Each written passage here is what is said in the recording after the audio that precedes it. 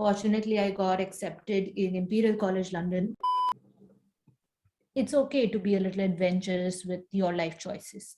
I will rock this. I will make them read an essay that they've never read.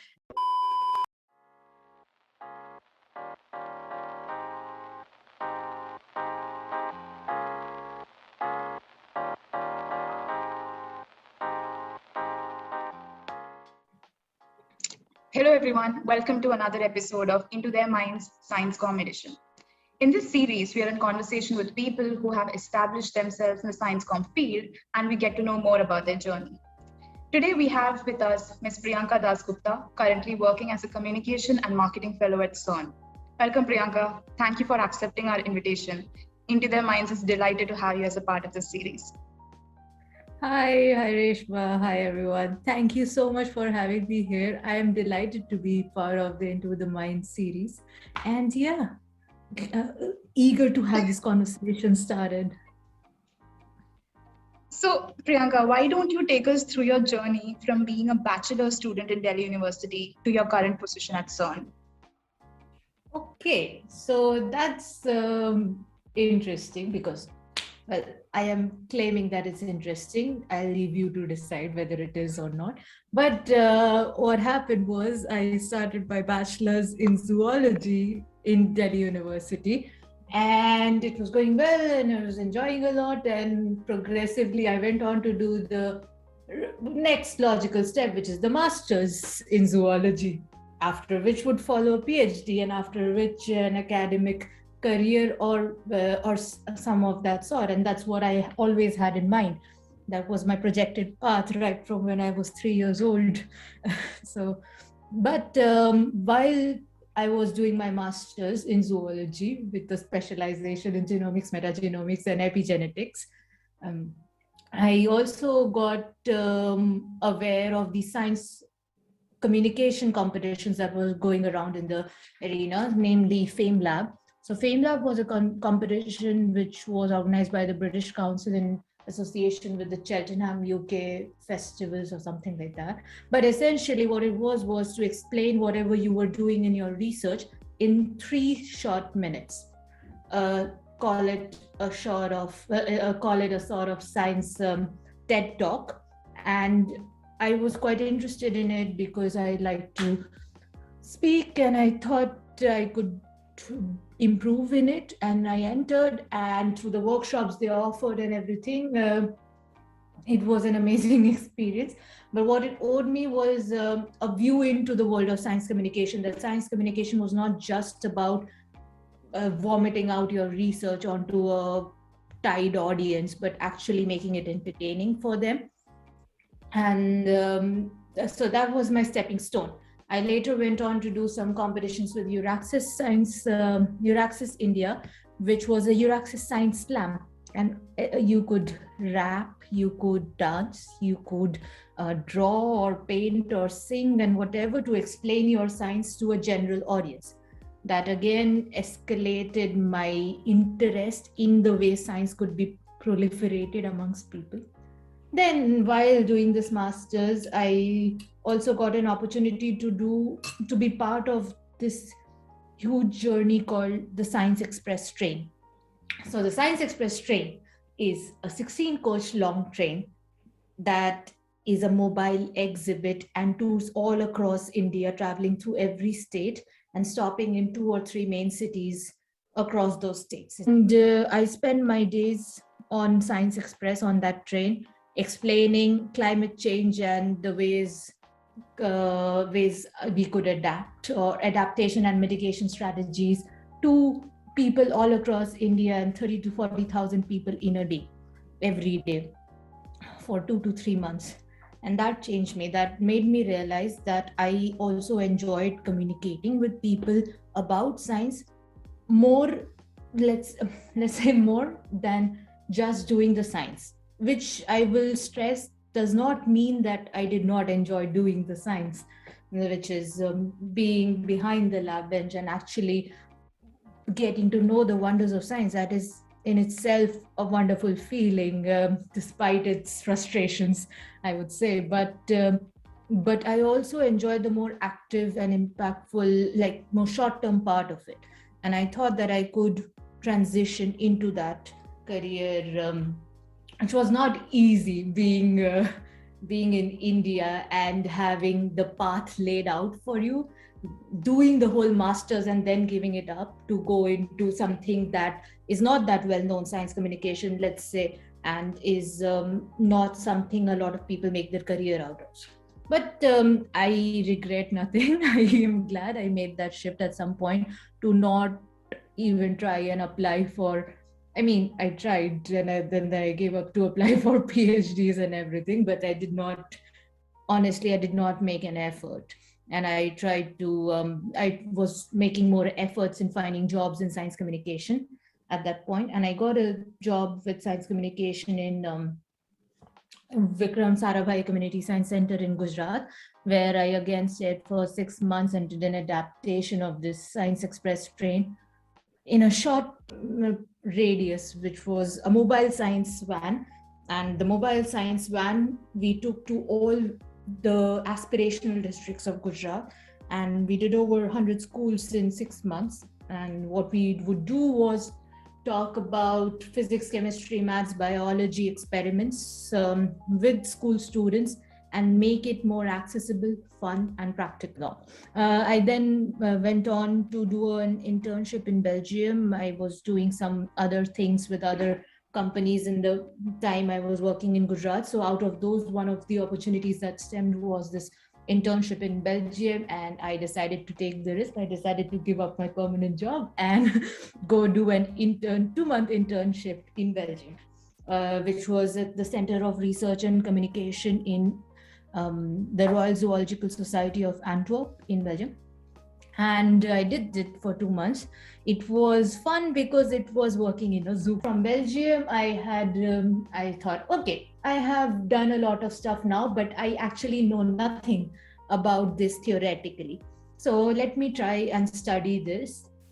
And fortunately, I've been applying to different places. Fortunately, I got accepted in Imperial College London, in London, and they had me over for 1 year where I did my master's in science communication, and it totally changed my perspective. One huge shift in perspective was that, so I come from a pure science background up until this point, and I have been taught to take out the I from my findings, facts, and practicalities. And there, the first essay, the first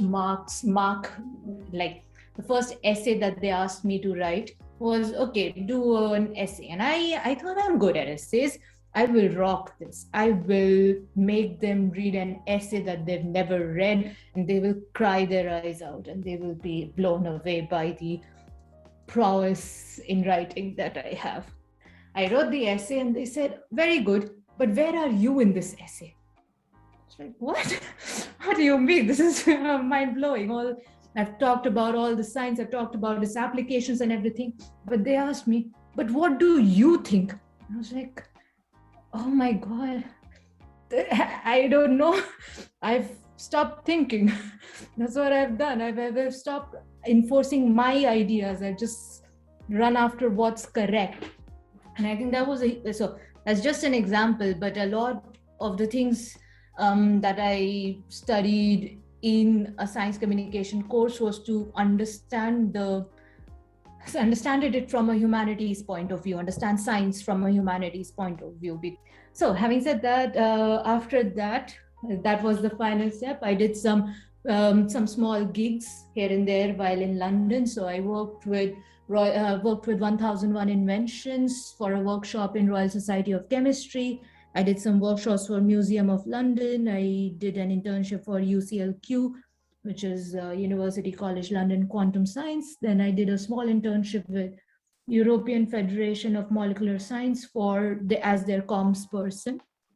And finally, I was lucky enough to get this job, which I am in now, which is the Communications and Marketing Fellow at CERN, where I work in the knowledge transfer department, and I talk about the wonderful technologies that CERN has in its accelerators, detectors, and computing technologies for high energy physics. but how they can be used for applications in real world, like medical applications or aerospace or environmental purposes like that. And it's been going very interesting. And yeah, every day is an adventure, let's say. And after that long introduction, I will hand over to you, Reshma, to That is quite a journey you have there, Priyanka. So, when we talk about your current role, what does a typical day in your life look like? What are the responsibilities that you handle? Okay, so in a typical day, I try to get up in the morning. Thankfully, I'm able to go back to go back to actual work, because I've been teleworking for a long time. On a normal day, I would handle requests like article requests. So some of the scientists or some of the officers have an idea for communicating a news. Say, hey, CERN has developed this COVID assessment tool, and we need to communicate about this so that people in different institutions can use this tool for their benefit. Now, I do the articles and everything, and half of the day would go in framing the article and then thinking about the communication plan. So whether it will be targeted to just industry, and then whether it be targeted to general public, or is it something that is more political? So it will go to directors and science policy deciders, let's say. So that one, so it's articles. Second is talking about some website updates. So I also handle the websites of my department, and it would be a lot of background website maintenance with HTML or basic user interfaces. So and then third would be designs. Okay, so I also help a lot with designing some posters or doing storyboarding for videos, for short trailer videos for normal jobs. But these come as part of the communication plans that I talked about earlier, that I would design these communication plans, a strategy to communicate an idea. And that idea could be an article, a video, a story, stuff like that. So the big factors are this. Sometimes I will be working in the second half on a long-term project that's going back, which is evaluation. And that's statistics, taking all the social media stats and seeing how good some communication is performing or not. And then yeah, I think the last thing one of the big things would be reports.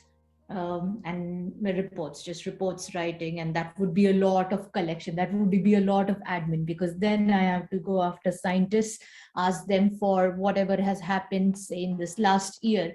And to scientists, everything can seem interesting,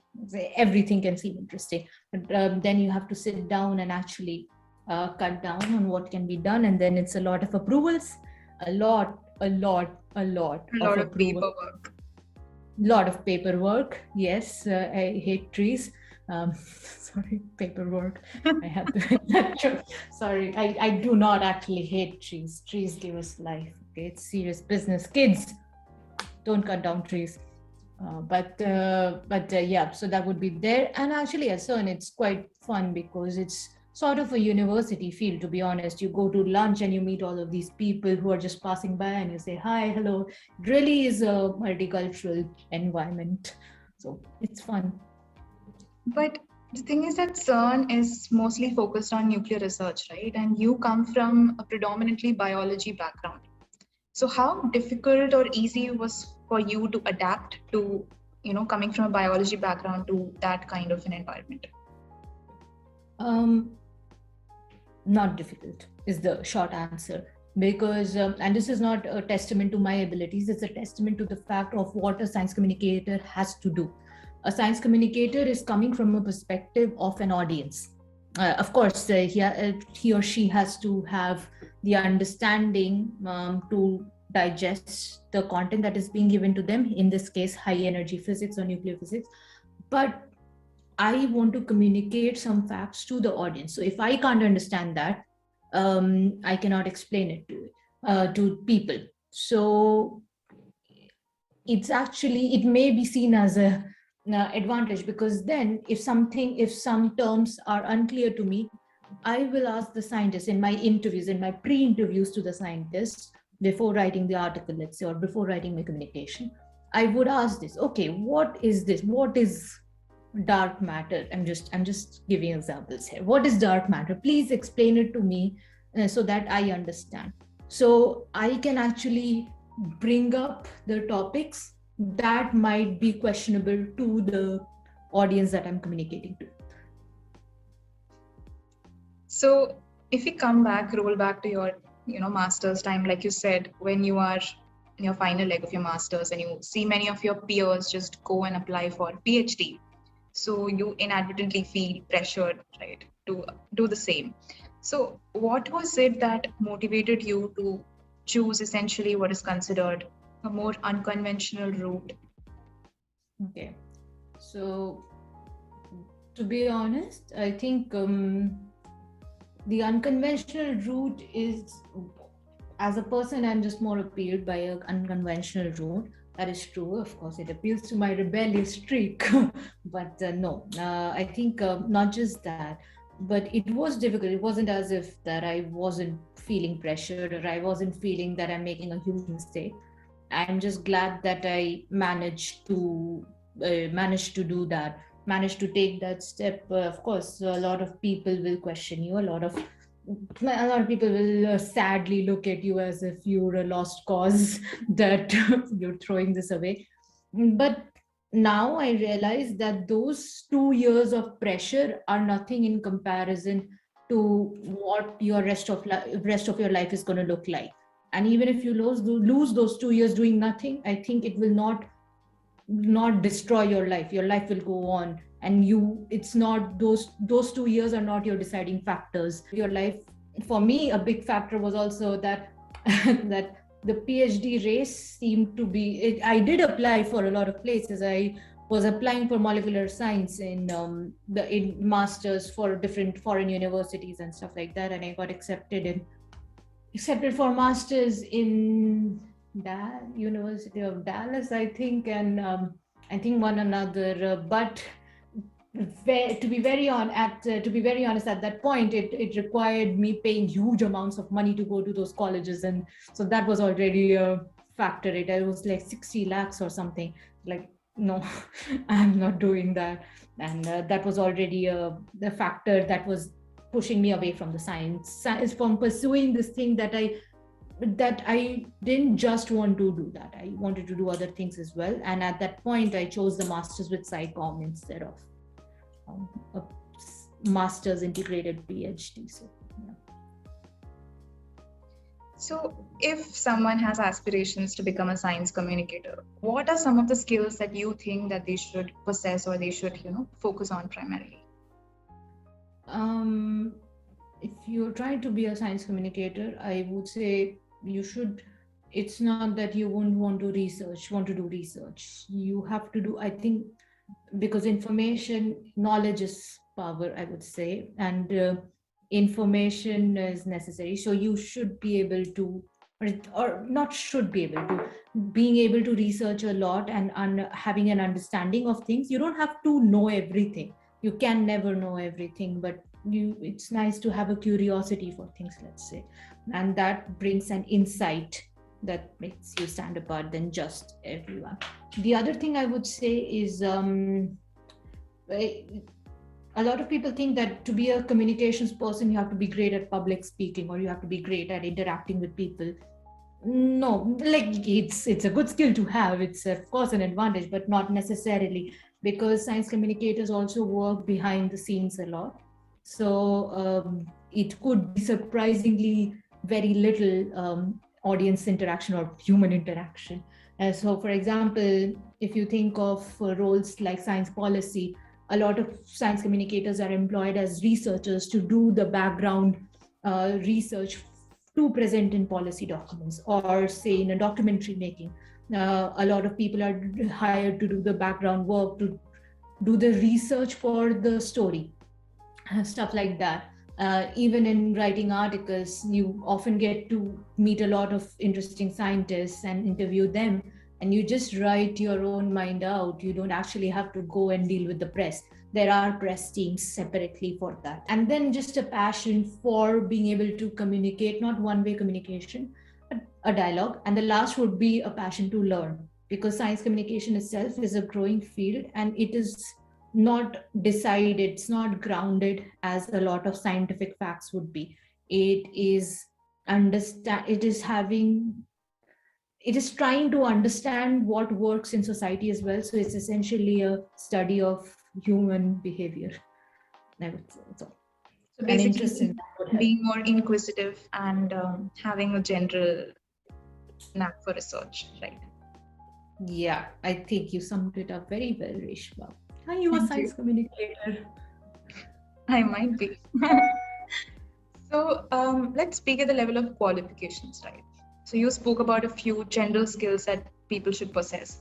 But if you talk about specifically qualifications, what do you deem would be necessary for people to have in order to pursue this field? So what I've seen, practically speaking, okay, so first I will say logically speaking, and then I'll go to the practical part in terms of job market and stuff. So theoretically, I think you do need to be good at writing and journalism, because I think those skills, once you get, those are like honing, that's like practicing walking or practicing running. And once you know that, then you can play around with conceptualizations about getting your background in, about getting the theoretical stuff in. But I mean, those are like, it doesn't have to be a degree. You can do a, I don't know, 10-day course on Coursera or these online learning platforms, and just put a little time and effort in understanding what writing is. Because I think writing also translates into speaking, into reading, into constructing your communication. Now, that is the basic of what I think is needed. As qualifications, a lot of the times, to work in science agencies, of course, a bachelor's or some degree in science helps. It is not essential, but a master's level for science communicators is somehow seen very enticing. It doesn't have to be, again, a master's in science or something else. It just shows, so to me, I would not, so I'm not sure how right or wrong this is, but to me, the way to justify this is to see it as a translation of you being able to put dedication into something and actually completing things. But this is debatable. And the practical part would be that what they tend to look at is experience. It's nice to have experience, and that goes back to the age-old question of how do you get jobs without experience? Because every job seems to ask for experience, and unless you have the job, you won't get experience. But for experience, you need that job. So it's a cycle. It's a vicious cycle. But internships are the answer. What? Sorry? The answer to it is unpaid internships. Of course. Unpaid internships. That's what every intern dreams of, because that's not a cousin of child labor at all, not an exploitation of human services at all. Of course.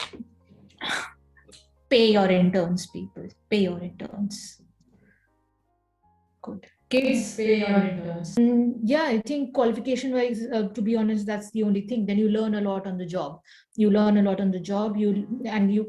for me, I would say that I do learn a lot on the job, and always a good thing, which I do not necessarily showcase to my reviewers or something, but it's always nice to have these little certificates here and there from Coursera or something on writing with impact or journalism, 5 major rules or stuff like that, because or psychological studies of marketing, stuff like that. But that doesn't necessarily need to go on your CV, but once you start understanding the deeper markets, because there's always scope to learn, it reflects on your job and it reflects in your performance, and that's it.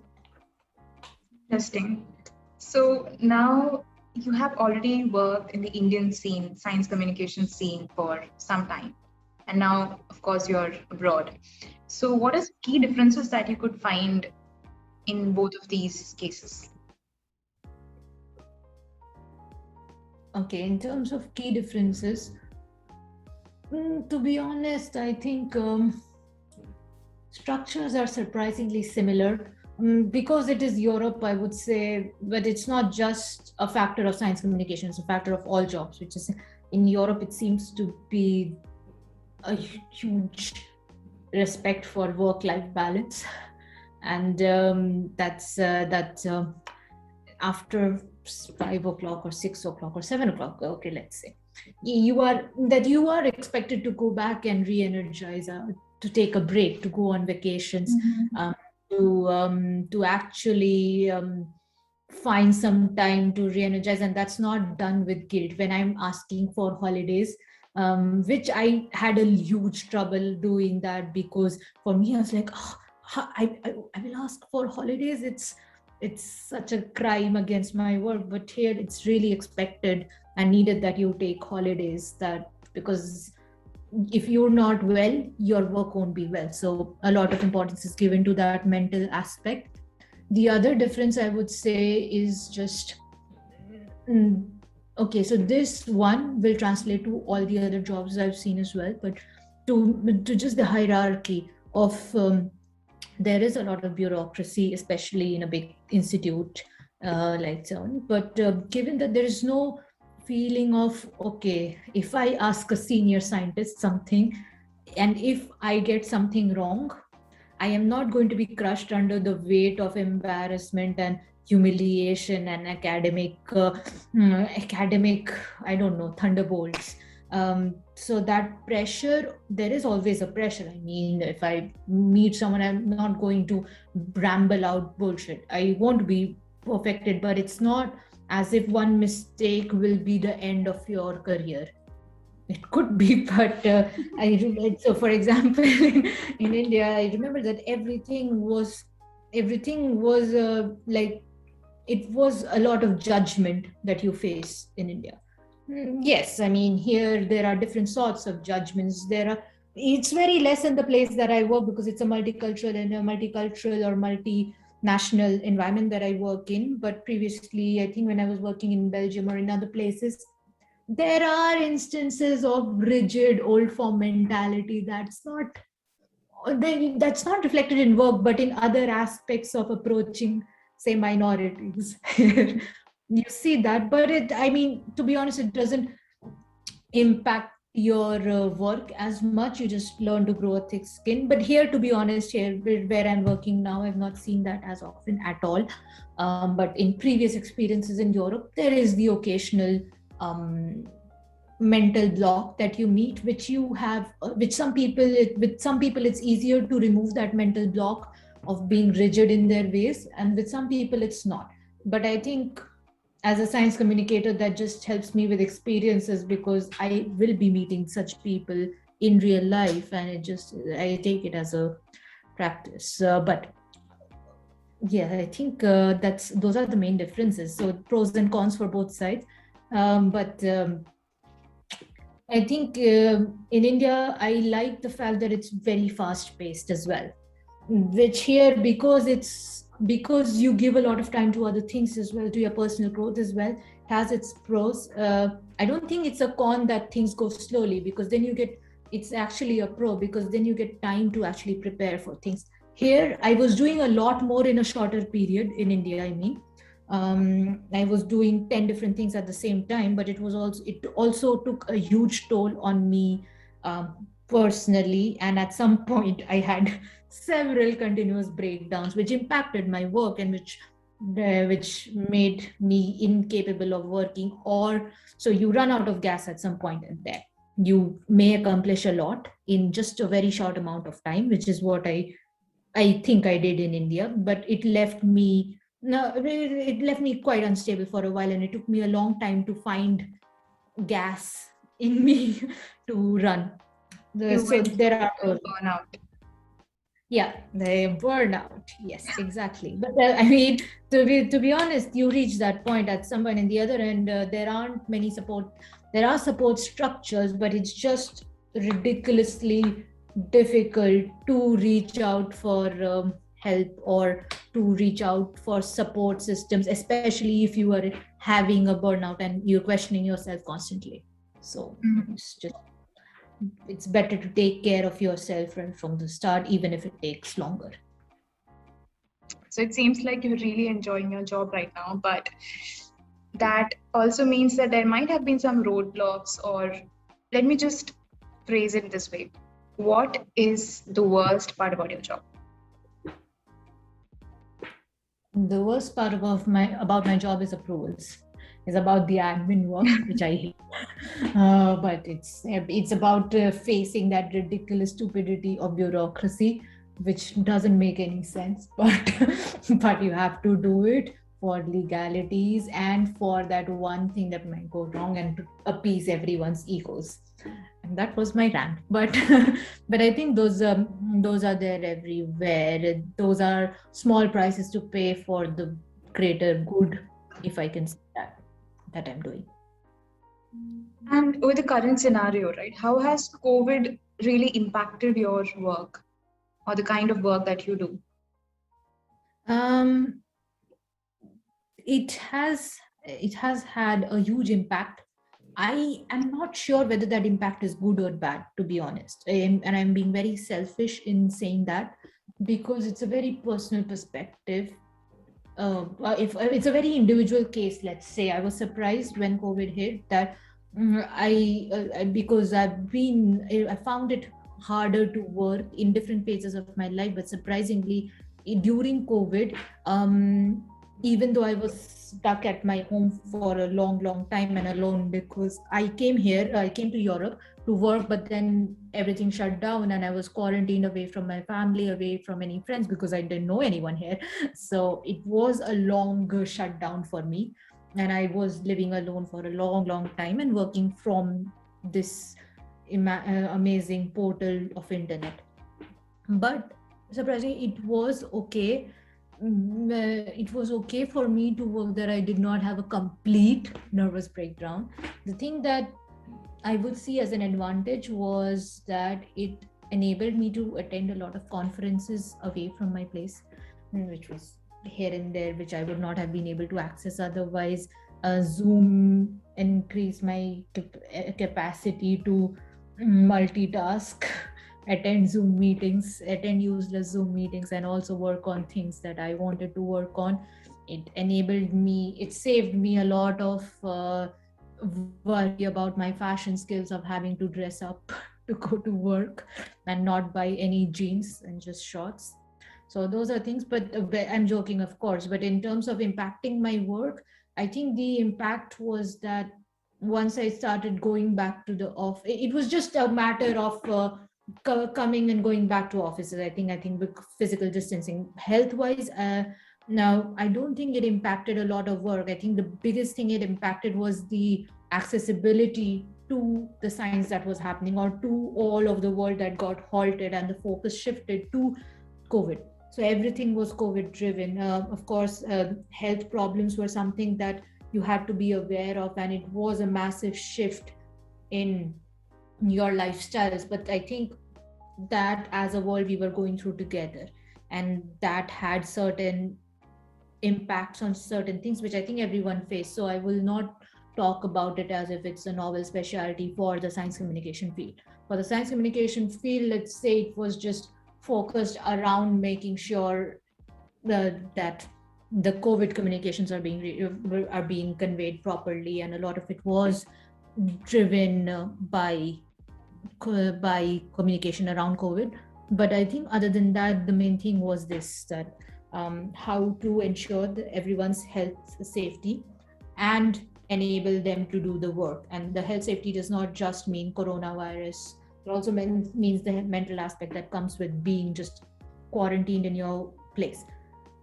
That's it. I think it's. I'm still. So I it think was it's more of a mental. It took a more of a mental toll than a work-wise. Yeah, I think work-wise it did not change much because so the one thing that work-wise would change that all physical events were gone and now they were all adapted to online. So if there were science workshops or science events, all of them had to be adapted in online, and the biggest challenge was to go over the Zoom fatigue that everyone was facing, to Mhm. how to make things different with just an online platform. A big challenge, I think, that I faced not here, but I was doing a lot of workshops with different institutions in India as well, during COVID. And the biggest problem was technological, um, like the ammunition of technological advancements. A lot of people, so if I'm going to aspirational districts and everything, and I'm doing workshops for them, half of the time it's really difficult to connect through online means. Now it's much better, but if half the time your internet is not working, it just adds that level of um, problems. Say you have to be sure that um, that that quality of your explanations might not translate, especially to children or families that are working out of budgets, and internet might cost a lot. Not having stable connections, not having enough gadgets to do your work online and stuff like that. So that was a sad realization. So let us close this off with maybe a piece of wisdom. So if somebody right now is at a position that you were at around 4 or 5 years ago, what is one piece of advice that you would give them that you wish you had known at that time? 4 or 5 years ago, you mean like when I'm doing my master's and still thinking about transitioning into science Yeah. communication? The one advice I would give them, a lot of advice, that it's going to be okay, you're not going to die. And that's one advice I would give. But I think the other thing would be that it's okay to be a little adventurous with your life choices. It's okay to find different, explore different opportunities. And I would love to say 1 or 2 years of life, but I think I know the pressure of money. I know the pressure of having to do something and feeling like a waste of time if you take 1 or 2 years off. I won't say I couldn't have gone traveling and exploring the world just for 1 year. Even though if you have the means to do that for sure, because it will give you a lot of perspective. It will give you a lot of meaning to say that okay, life is not just about marks. But so the practical things would be start saving up, maybe, because if you want to try new things, you don't have to save up a lot, but having that backup of say 10 rupees per month as well. I mean, if you just save that up, you have some, I don't know, to sleep in shitty places and still survive, I think. But I think the main thing would be that it's okay to take that risk, and even if you fail, you will have taken that risk, and then you can always go back to fighting that fight of JRF net and everything. So I mean, if you already feeling that you want to try something, better go and try it. Because it's not as if you come back 1 year, so if you lose 1 year or some time, it's not going to be the end of the world. You can always come back after 1 year. Okay, say, okay, I tried to do this, maybe it didn't work out, and it's okay. I come back and I study again, if you feel like this is the thing for you. But if you don't feel like this is the thing for you, there's no point pushing yourself into a world just because everyone else is doing it. And 5 years from now, 10 years from now, after you've had a PhD, maybe it's going to get tougher unless you actually like doing it. So basically, take risks and have no regrets. Try to have no regrets. Try to have Yes. no regrets. Even if you have it, it's okay. Yes, even if you have it, it's okay. Yeah. It's okay. Life It's goes on. okay.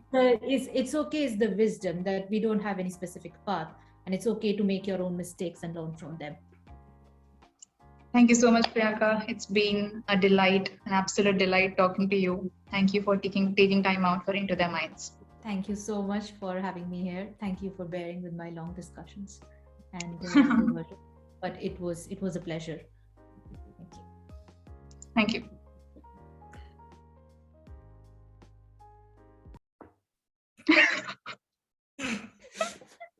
And now we cut to stupidity. Okay. Context for people joining in. Me and Reshma are meeting for the first time after 2 years and are currently experiencing a flooding of memories, emotions, and hopefully some endorphins. Okay. So that was the logical part. Self in the Science Comm journey and get to know about their. Let me start this again.